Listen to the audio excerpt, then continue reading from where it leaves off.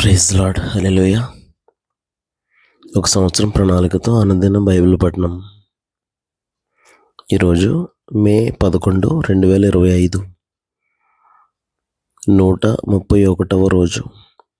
ఈరోజు కొరకు ఏర్పాటు చేయబడిన బైబిల్ వాక్య భాగాలు 2వ రాజులు 1, 2, 3 అధ్యాయాలు మరియు కొత్త నిబంధన యోహాను సువార్త 3వ అధ్యాయము 22వ వచనం నుంచి 36వ వచనం వరకు. మొదటిగా పాత నిబంధన 2వ రాజులు 1వ అధ్యాయము. ఆహాబు మరణమైన తరువాత మోయాబీయులు ఇజ్రాయేలు వారి మీద తిరుగుబడిరి. అహజ్యా షమ్రోన్లోనున్న తన మేడగది కిటికీల నుండి క్రింద పడి రోగి అయి, మీరు ఎక్రోను దేవతయగు బయల్జెబూలు నొద్దకు పోయి ఈ వ్యాధి పోగొట్టుకుని నేను స్వస్థపడదునో లేదో విచారించుడని దూతలను పంపగా, యెహోవా దూత తిష్బీయుడైన ఏలీయాతో ఇలాగ సెలవిచ్చాను, నీవు లేచి షమ్రోను రాజు పంపిన దూతలను ఎదుర్కొనబోయి ఇట్లనము, ఇశ్రాయేలు వారిలో దేవుడన్నవాడు లేడనుకుని ఎక్రోను దేవత అయిన బయల్జెబూబు నొద్ద మీరు విచారించబోచున్నారా? కాగా యెహోవా సెలవిచ్చిందేమనగా, నీవెక్కిన మంచం మీద నుండి దిగి రాకుండా నీవు నిశ్చయముగా మరణమవుదువు అని ఏలియా వారితో చెప్పి వెళ్ళిపోయాను. తర్వాత ఆ దూతలు రాజునొద్దకు వచ్చిరి. మీరెందుకు తిరిగి వచ్చిరని అతడు వారిని అడగగా, వారు, ఒక మనుషుడు మాకు ఎదురుపడి మిమ్మల్ని పంపిన రాజునొద్దకు తిరిగిపోయి అతనికి ఈ సంగతి తెలియజేయడి. యెహోవా సెలవిచ్చినదేమనగా, ఇజ్రాయేలులో దేవుడు అన్నవాడు లేడనుకుని ఎక్రోను దేవతయగు బయల్జెబూబు నొద్ద విచారణ చేయుటకు నీవు దూతలను పంపుచున్నావే. నీవెక్కిన మంచం మీద నుండి దిగి రాకుండా నిశ్చయముగా నీవు మరణమవుదు అని అతడు పలికినని వారు చెప్పగా, మిమ్మల్ని ఎదుర్కొని వచ్చి ఈ మాట చెప్పినవాడు ఏలాంటి వాడని రాజు అడిగాను. అందుకు వారు, అతడు గొంగలి ధరించుకొని నడుమునకు తోలు దట్టి కట్టుకొనిన వాడిని ప్రత్యుత్తరం ఇయ్యగా, ఆ మనుషుడు తిష్బీయుడైన ఏలియా అని అతడు చెప్పాను. వెంటనే రాజు 50 మందికి అధిపతి అయిన ఒకరిని వాని 50 మందితో కూడా ఏలియా యొద్దకు పంపెను. అతడు కొండ మీద కూర్చుని ఉండగా అధిపతి ఎక్కి అతని సమీపమునకు పోయి, దైవజనుడా, నీవు దిగి రావాలని రాజు ఆజ్ఞాపించుచున్నాడు అన్నాను. అందుకు ఏలియా, నేను దైవజనుడినైతే అగ్ని ఆకాశం నుండి దిగి వచ్చి నిన్ను నీ 50 మందిని దహించునుగా. కానీ 50 మందికి అధిపతి అయిన వానితో చెప్పగా, అగ్ని ఆకాశం నుండి దిగి వాని 50 మందిని దహించాను. మరల రాజు 50 మంది మీద అధిపతి అయిన మరి ఒకరిని వాని 50 మందితో కూడా పంపగా, వీడు వచ్చి, దైవజనుడా, త్వరగా దిగి రమ్మని రాజు ఆజ్ఞాపించుచున్నాడు అన్నాను. అందుకు ఏలియా, నేను దైవజనుడనైతే అగ్ని ఆకాశం నుండి దిగి వచ్చి నిన్ను నీ 50 మందిని దహించునుగా అని చెప్పగా, ఆకాశం నుండి దేవుని అగ్ని దిగి వాని 50 మందిని దహించాను. ఇంకను రాజు 50 మందికి అధిపతి అయిన ఒకరిని వాని 50 మందితో కూడా పంపగా, 50 మంది మీద అధిపతి అయిన ఆ 3వ వాడు వచ్చి ఏలియా ఎదుట మోకాల్లోని, దైవజనుడా, దయచేసి నా ప్రాణమును నీ దాసులైన ఈ 50 మంది ప్రాణములను నీ దృష్టికి ప్రియమైనవిగా ఉండనిమ్ము, చిత్తగించుము. ఆకాశం నుండి అగ్ని దిగి వెనుకటి పంచదశాధిపతులను ఇద్దరిని వాని 50 మందితో కూడా దహించను. అయితే నా ప్రాణము నీ దృష్టికి ప్రియమైనదిగా ఉండనిమ్మని మనవి చేయగా, యెహోవా దూత వానికి భయపడక వానితో కూడా దిగిపోమ్మని ఏలియాకు సెలవిచ్చాను. గనుక అతడు లేచి వానితో కూడా రాజునొద్దకు వచ్చాను. అతడు వచ్చి రాజును చూచి విచారణ చేయుటకు, ఇజ్రాయేలు వారి మధ్య దేవుడు అన్నవాడు లేడనుకుని నీవు ఎక్రోను దేవతయగు బయల్జెబూబు నొద్ద విచారణ చేయుటకై దూతలను పంపితివే. నీవెక్కిన మంచం మీద నుండి దిగి రాకుండా నిశ్చయముగా నీవు మరణమవుదువు అని చెప్పాను. ఏలియా ద్వారా యెహోవా సెలవిచ్చిన మాట ప్రకారము అతడు చనిపోయాను. అతనికి కుమారుడు లేనందున యూదా రాజు అయిన యెహోషాపాతు కుమారుడైన యెహోరాము ఏలుబడిలో 2వ సంవత్సరమందు యెహోరాము అతనికి మారుగా రాజు ఆయను. అహజ్యా చేసిన ఇతర కార్యములను గూర్చి ఇజ్రాయేలు రాజుల వృత్తాంతముల గ్రంథమందు రాయబడి ఉన్నది. 2వ రాజులు 2వ అధ్యాయము. యెహోవా సుడిగాలి చేత ఏలియాను ఆకాశమునకు ఆరోహణం చేయింపబోవు కాలమున ఏలియాయు ఎలీషాయు కూడి గిల్గాల్ నుండి వెళ్ళుచుండగా, ఏలియా యెహోవా నన్ను బేతేలునకు పొమ్మని సెలవిచ్చి ఉన్నాడు గనుక నీవు దయచేసి ఇక్కడ నుండుమని ఎలీషాతో అనెను. ఎలీషా, యెహోవా జీవము తోడు, నీ జీవము తోడు, నేను నిన్ను విడువనని చెప్పగా వారిద్దరును బేతేలునకు ప్రయాణం చేసిరి. బేతేలులో ఉన్న ప్రవక్తల శిష్యులు ఎలీషా యొద్దకు వచ్చి, నేడు యెహోవా నీ యొద్ద నుండి నీ గురువును పరమునకు తీసుకుని పోవునని నీవెరుగుదువా అని ఎలీషాను అడగగా అతడు, నేను ఎరుగుదును, మీరు ఊరకుండుడనెను. పిమ్మట ఎలీషా, యెహోవా నన్ను యెరికోకు పొమ్మని సెలవిచ్చి ఉన్నాడు గనుక నీవు దయచేసి ఇక్కడ ఉండుమని ఎలీషాతో అనగా అతడు, యెహోవా జీవము తోడు, నీ జీవము తోడు, నేను నిన్ను విడువనని అనెను.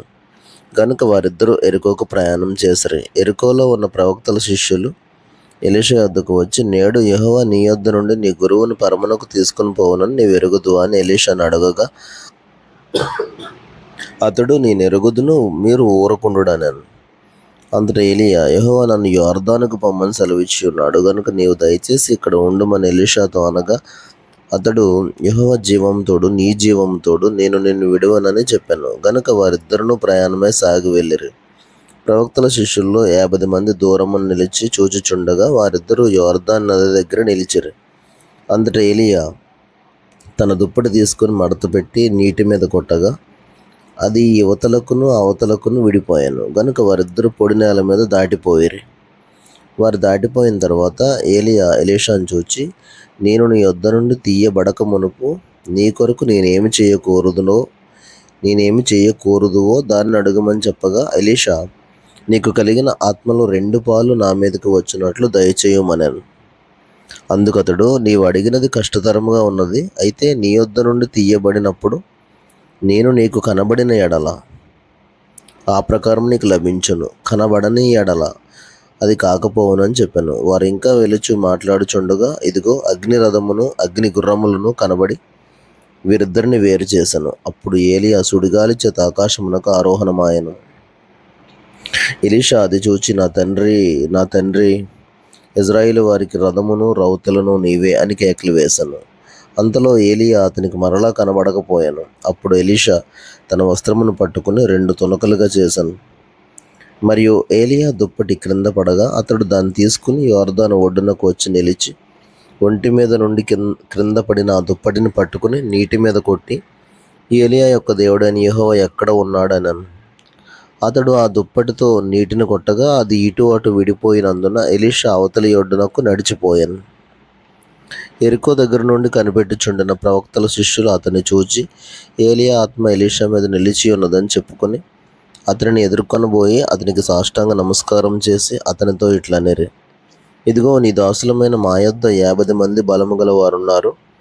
మా మీద దయ ఉంచి నీ గురువును వెదకుటకు వారిని పోనేము. యెహోవా ఆత్మ అతనిని ఎత్తి ఒక పర్వతం మీదనైనను లోయ యందైనను వేసియుండునేమో అని మనవి చేయగా అతడు, ఎవరిని పంపవద్దనెను.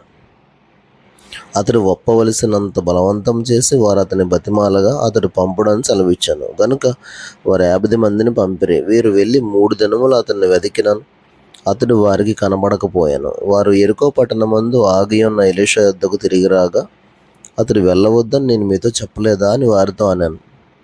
అంతటా పట్టణపు వారు, ఈ పట్టణమున్న చోటు రమ్యమైనదని మా ఏలినవాడవైన నీకు కనబడుచున్నది గాని నీళ్లు మంచివి కావు, అందుచేత భూమియు నిస్సారమై ఉన్నదని ఎలీషాతో అనగా అతడు క్రొత్త పాత్రలో ఉప్పు వేసి నా యొద్దకు తీసుకుని రండి అని వారితో చెప్పాను. వారు దాన్ని తీసుకుని రాగా అతడు ఆ నీటి ఊట యొద్దకు పోయి అందులో ఉప్పు వేసి, యెహోవా సెలవిచ్చినదేమనగా, ఈ నీటిని నేను బాగు చేసి ఉన్నాను గనుక ఇక దీనివల్ల మరణం కలగకపోవును, భూమియు నిస్సారముగా ఉండదు అనెను. కాబట్టి నేటి వరకు ఎలీషా చెప్పిన మాట చొప్పున ఆ నీరు మంచిదై ఉన్నది. అక్కడ నుండి అతడు బేతేలునకు ఎక్కి వెళ్ళాను. అతడు త్రోవను పోవుచుండగా బాలురు పట్టణంలో నుండి వచ్చి, బోడివాడ ఎక్కిపొమ్ము అని అతని అపహాస్యం చేయగా అతడు వెనుకకు తిరిగి వారిని చూచి యెహోవా నామమును బట్టి వారిని శపించెను. అప్పుడు 2 ఆడు ఎలుగుబంట్లు అడవిలో నుండి వచ్చి వారిలో 42 బాలురను చీల్చివేశాను. అతడు అచ్చట నుండి పోయి కర్మెలు పర్వతమునకు వచ్చి అచ్చట నుండి పోయి షోమ్రోనునకు తిరిగి వచ్చాను. 2 రాజులు 3వ అధ్యాయము. అహాబు కుమారుడైన యెహోరాము యూదారాజైన యెహోషాపాతు ఏలుబడిలో 18వ సంవత్సరమందు షోమ్రోనులో ఇశ్రాయేలు వారికి రాజై 12 సంవత్సరములు ఏలెను. ఇతడు తన తల్లిదండ్రులు చేసిన ప్రకారం చేయక తన తండ్రి నిలిపిన బయలుదేవతా స్తంభమును తీసివేశను గాని యెహోవా దృష్టికి చెడుతనం చేయుట మానకుండెను. ఇశ్రాయేలు వారు పాపం చేయుటకు కారకుడగు నెబాతు కుమారుడైన యరొబాము చేసిన పాపములను విడువక చేయుచునే వచ్చెను. మోయాబు రాజైన మేషా అనేకమైన మందలు గలవాడే 1,00,000 గొర్రె పిల్లలను బొచ్చుగల 1,00,000 గొర్రె పొట్టేళ్లను ఇశ్రాయేలు రాజునకు పన్నుగా ఇచ్చుచుండువాడు. అయితే ఆహాబు మరణమైన తరువాత మోయాబు రాజు ఇశ్రాయేలు రాజు మీద తిరుగుబాటు చేయగా యెహోరాము షోమ్రోనులో నుండి బయలుదేరి ఇశ్రాయేలు వారిని అందరినీ సమకూర్చెను.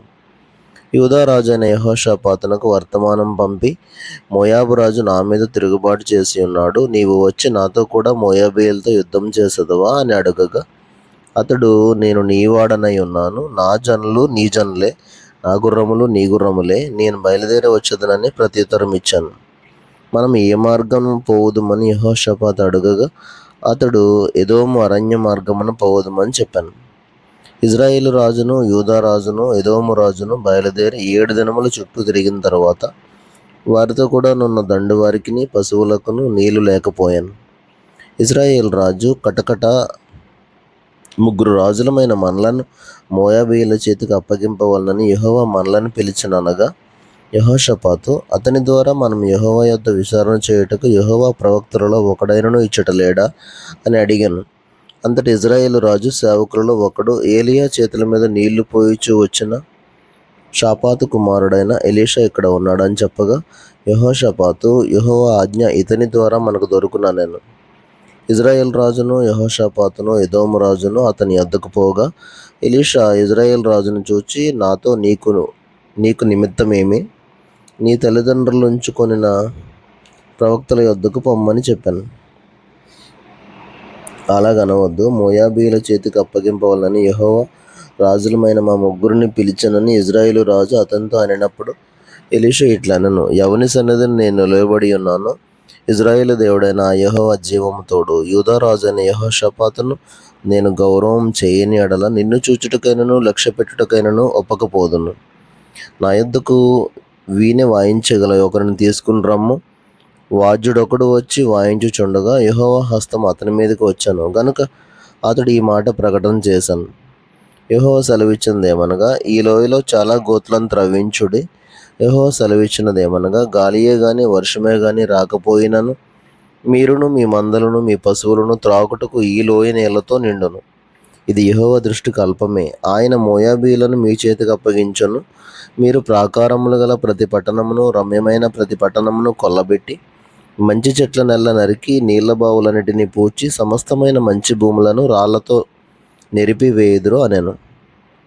ఉదయ నైవేద్యం అర్పించు సమయమందు నీళ్లు ఎదోము మార్గమున రాగా దేశము నీళ్లతో నిండాను. తమతో యుద్ధం చేయుటకు రాజులు వచ్చి ఉన్నారని మోయాబీయులు విని అలుపులనేమి గనుడలనేమి ఆయుధములు ధరించుకొనగల వారిని అందరినీ సమకూర్చుకొని దేశపు సరిహద్దునందు నిలిచిరి. ఉదయమందు వీరు లేచినప్పుడు సూర్యుడు నీళ్ల మీద ప్రకాశింపగా అవతలి నీళ్లు మోయాబీయులకు రక్తము వలె కనబడను గనుక వారు, అది రక్తము సుమ, రాజులు ఒకరినొకరు హతం చేసుకుని నిజముగా హతులైరే, మోయాబీయులారా దోపుడు సొమ్ము పట్టుకొందం రండి అని చెప్పుకొనిరి. వారు ఇశ్రాయేలు వారి దండు దగ్గరకు రాగా ఇశ్రాయేలీయులు లేచి వారిని హతం చేయుచుండిరి గనుక మోయాబీయులు వారి ఎదుట నిలువలేక పారిపోయిరి. ఇశ్రాయేలీయులు వారి దేశంలో చొరబడి మోయాబీయులను హతం చేసిరి మరియు వారి పట్టణములను పడగొట్టి సమస్తమైన మంచి భూభాగముల మీదను తల యొక్క రాయి వేసి నింపి నీళ్ల బావులన్నిటిని పూడ్చి మంచి చెట్లన్నిటిని నరికివేసిరి. కీరహరెసెదు పట్టణమును మాత్రము వారు విడిచిపెట్టారు గనుక దాని ప్రాకారం నిలిచి ఉండను గాని వడిసెలలు విసరువారు దాన్ని చుట్టుకొని రాళ్ళు విసురుచూ వచ్చిరి. మోయాబు రాజు యుద్ధము బహు కఠినముగా జరుగుట చూచి కత్తి దూయు 700 మందిని ఏర్పరచుకొని ఎదోము రాజును వద్దకు తీసుకుని పోవుటకు యత్నించను గాని అది వారి వలన కాకపోయాను. అప్పుడు అతడు తనకు మారుగా ఏలవలసిన తన జ్యేష్ఠ కుమారుని తీసుకుని పట్టణపు ప్రాకారము మీద దహన బలిగా అర్పింపగా ఇశ్రాయేలు వారి మీదకి కోపము బహుగా వచ్చెను గనుక వారు అతనిని విడిచి తమ దేశమునకు మరలిపోయిరి.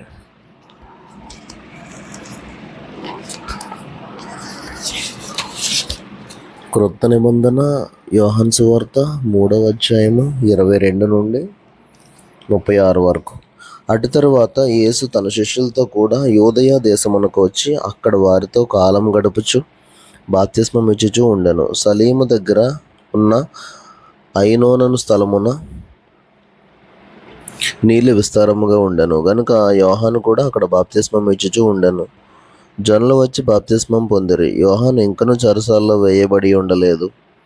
శుద్ధీకరణ ఆచారమును గూర్చి యోహాను శిష్యులకు ఒక యూదునితో వివాదం పుట్టెను గనుక వారు యోహాను వద్దకు వచ్చి, బోధకుడా, ఎవడు యోర్దానుకు అవతల నీతో కూడా ఉండెనో నీవెవని గూర్చి సాక్ష్యం ఇచ్చితివో, ఇదిగో ఆయన బాప్తిస్మం ఇచ్చుచున్నాడు, అందరూ ఆయన యొద్దకు వచ్చుచున్నారని అతనితో చెప్పిరి. అందుకు యోహాను ఇట్లనెను, తనకు పరలోకము నుండి అనుగ్రహింపబడితేనే గాని ఎవడునూ ఏమీ పొందనేరడు. నేను క్రీస్తును కాననియు ఆయన కంటే ముందుగా పంపబడిన వాడనే అనియు చెప్పినట్టు మీరే నాకు సాక్షులు. పెండ్లి కుమార్తె గలవాడు పెండ్లి కుమారుడు. అయితే నిలువబడి పెండ్లి కుమారుని స్వరము వినడి స్నేహితుడు ఆ పెండ్లి కుమారుని స్వరము విని మిక్కిలి సంతోషించును. ఈ నా సంతోషం పరిపూర్ణమై ఉన్నది. ఆయన హెచ్చవలసి ఉన్నది, నేను తగ్గవలసి ఉన్నది. పైనుండి వచ్చేవాడు అందరికీ పైనున్నవాడు. భూమి నుండి వచ్చేవాడు భూ సంబంధి అయి భూ సంబంధమైన సంగతులను గురించి మాట్లాడును. పరలోకం నుండి వచ్చేవాడు అందరికీ పైగా నుండి తాను కన్నవాటిని గూర్చి విన్నవాటిని గూర్చి సాక్ష్యం ఇచ్చును. ఆయన సాక్ష్యం ఎవడునూ అంగీకరింపడు. ఆయన సాక్ష్యం అంగీకరించిన వాడు దేవుడు సత్యవంతుడను మాటకు ముద్ర వేసి ఉన్నాడు. ఎలయనగా దేవుడు తాను పంపిన వానికి కొలత లేకుండా ఆత్మను అనుగ్రహించును గనుక ఆయన దేవుని మాటలే పలుకును. తండ్రి కుమారుని ప్రేమించుచున్నాడు గనుక ఆయన చేతికి సమస్తము అప్పగించి ఉన్నాడు. కుమారుని యందు విశ్వాసం ఉంచువాడు నిత్య జీవము గలవాడు. కుమారునికి విధేయుడు కానివాడు జీవము చూడడు గాని దేవుని ఉగ్రత వాని మీద నిలిచి ఉండును. దేవుడు తన పరిశుద్ధ వాక్యమును మన వినికిడిలో దీవించునుగాక. ఆమెన్.